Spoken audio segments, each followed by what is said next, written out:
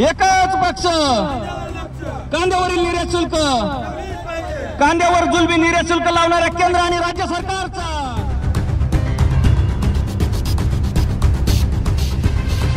लासलगाव कांदा मार्केट बंद पाण्याच्या टाकीवरती चढून शोले स्टाईल आंदोलन कांदा उत्पादक शेतकऱ्यांकडून सुरू करण्यात आलंय। कांद्याचं 20% निर्यात शुल्क कमी करण्यासाठी शेतकऱ्यांकडून हे आंदोलन केलं जात आहे।